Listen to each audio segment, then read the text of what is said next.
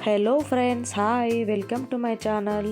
Today వచ్చేసి lunch బాక్స్లోకి ఈజీగా ప్రిపేర్ చేసుకునే టేస్టీ పుదీనా రైస్ని అయితే ఎలా ప్రిపేర్ చేసుకోవాలో చూసేద్దాం. సో దీనికోసం మనం ముందుగా కడాయిలో ఆయిల్ తీసుకొని ఇందులోకి మసాలా దినుసులు అయితే యాడ్ చేసుకోవాలి. మసాలా దినుసులు అంటే ఇవే బిర్యానీ ఆకు అండ్ ఇలాచీ, దాల్చిన చెక్క, లవంగాలు. సో వీటిని అయితే యాడ్ చేసుకొని కాస్త ఫ్రై అవ్వగానే మనం నెక్స్ట్ ఇందులోకి ఒక 5-6 పచ్చిమిర్చీలను తీసుకొని ఇలా పొడవుగా కట్ చేసుకొని ఇందులో అయితే యాడ్ చేసుకోండి.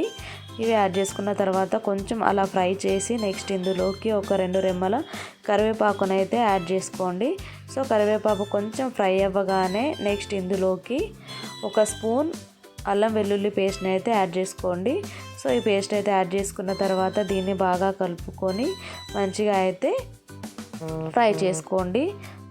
ఒక మిక్సీ బౌల్ తీసుకొని అందులో ఒక 2 టమాటోస్, ఒక కట్ట పుదీనా ఇలా తుంచుకొని మంచిగా కడిగేసుకొని దీన్ని అయితే మిక్సీ పట్టేసుకోవాలి. ఓకే, ఇలా మిక్సీ పట్టుకున్న మిశ్రమాన్ని మనం ఇందులో అయితే యాడ్ చేసుకుందాం. ఇది మాత్రం ముందుగా అయితే మిక్సీ పట్టి పెట్టుకోకండి, ఎందుకంటే కలర్ అనేది చేంజ్ అవుతుంది. అప్పటికప్పుడు అయితే మిక్సీ పట్టుకొని యాడ్ చేసుకోండి. సో ఇలా యాడ్ చేసుకున్న మిశ్రమాన్ని మంచిగా కలిపేసిన తర్వాత దీనిపైన మూత పెట్టేసి కొంచెం మంచిగా కలర్ చేంజ్ అయ్యేంత వరకు, ఆయిల్ పైకి వచ్చేంత వరకు మంచిగా ఉడికించుకోవాలి. చూడండి, ఇలా కలర్ చేంజ్ అయిన తర్వాత మనం ఇందులోకి టేస్ట్కి సరిపడా కారము అండ్ టేస్ట్కి సరిపడా సాల్ట్ని అయితే యాడ్ చేసుకోండి. ముఖ్యంగా ఏంటంటే ఇందులో ధనియాల పొడిని అయితే కొంచెం ఎక్కువగా యాడ్ చేసుకోండి, ఎందుకంటే దాంతో పుదీనా రైస్ అనేది చాలా టేస్టీగా ఉంటుంది అండ్ సూపర్గా ఉంటుంది. నెక్స్ట్ మనం ఇందులోకి టేస్టింగ్ సాల్ట్ని అయితే కొంచెం యాడ్ చేసుకుందాం. తక్కువ క్వాంటిటీలోనే యాడ్ చేసుకోండి, ఎక్కువ యాడ్ చేసుకోవద్దు.